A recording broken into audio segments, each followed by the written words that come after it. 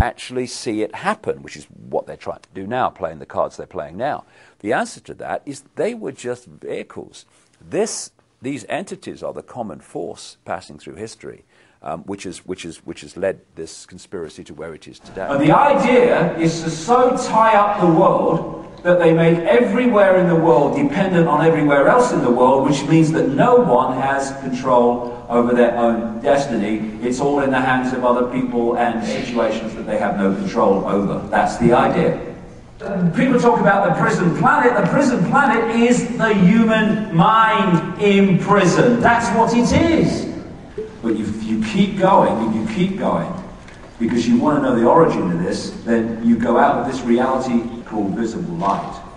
You go out of this into other levels of reality. If you go to a stage hypnotist show, what do you see?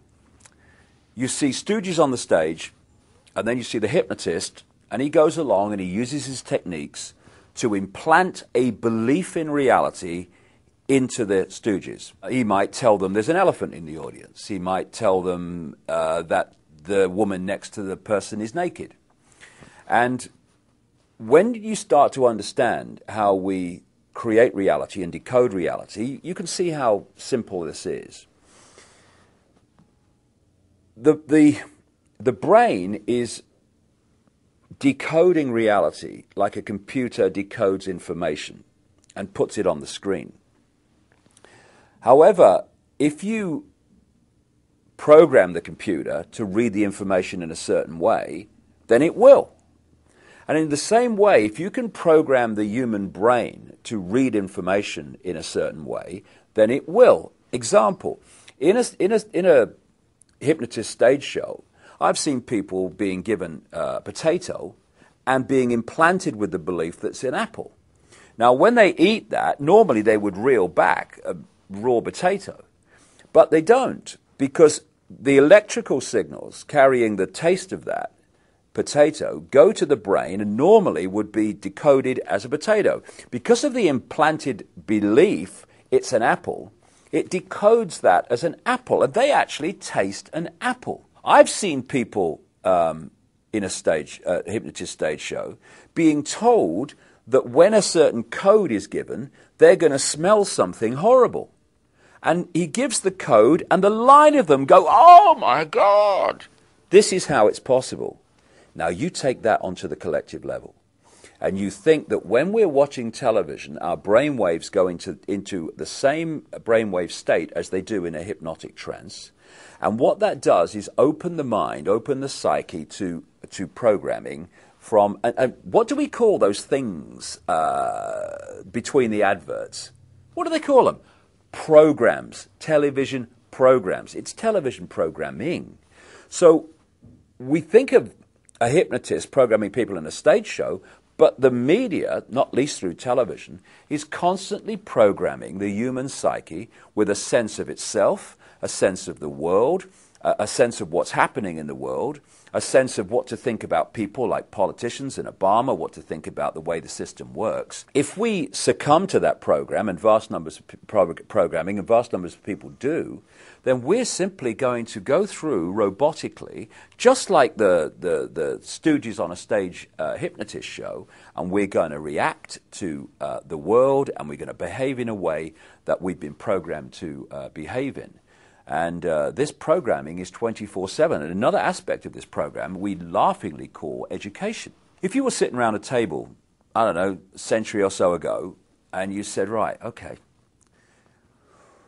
we want to turn out children as the adults we want them to be, so they're easily controllable, they're easily manipulatable, and they'll see the world and themselves the way we want them to see it. Now, any ideas around the table how we could do this? Someone might say, well, I'm not sure they'll have this, but I tell you what would be perfect.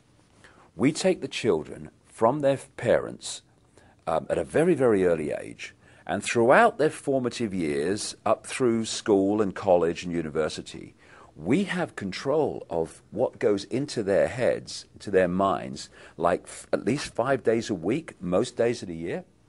That would be perfect, because we turn out almost everyone to see the world the way we want them to see it. Well, That's exactly what they've done. And now we're having Obama talking about having American children at school for longer and all the rest of it.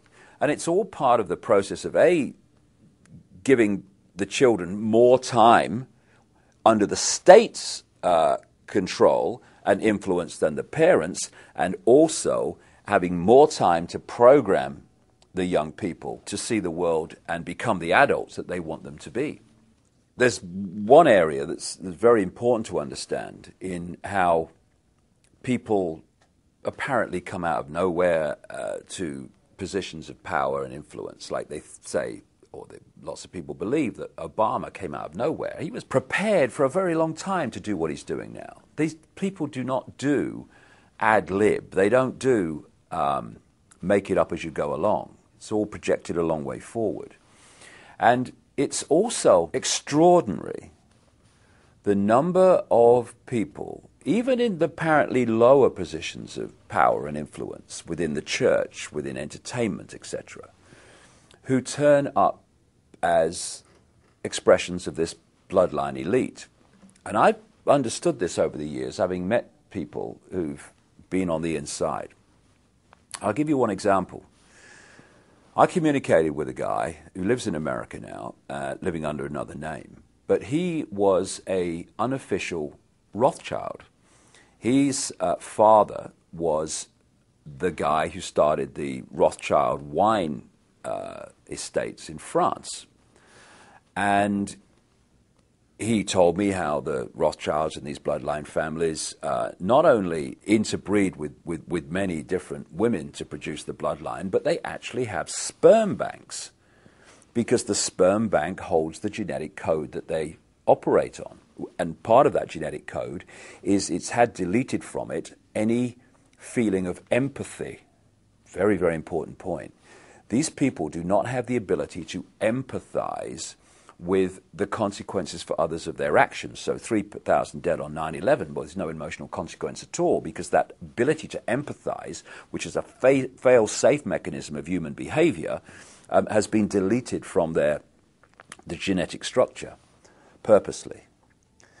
But this man, who was an unofficial Rothschild, one of thousands and thousands, this guy was telling me, who were produced by the breeding programs and the artificial breeding programs, was designated a specific role, and that was to have a position within the Christian church, even though they were all practicing Satanists, and undermine it and dictate its direction from within. Because they produce these children and they bring them up under different names, you will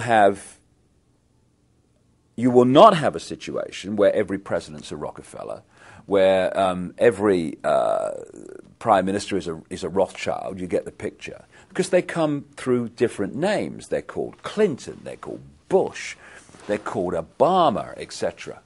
But forget the name, the genetic structure, the bloodline is the same. And this bloodline filters down, not just at from the high positions, but right out into mainstream society. Why do some artists who have a certain amount of talent, some not very much, why do they get picked up by the corporations to become these big influencers of young people and other people through the entertainment and the music industry, and others with incredible talent never get off the ground? It's because they are chosen. The scale and fine detail in which these opinion formers right across society, from entertainment, media, through to politics, etc., are actually brought through from childhood to do those things is absolutely incredible. And when the lid really comes off this, and it's coming off, then people are going to look at the world they've been living in and see just...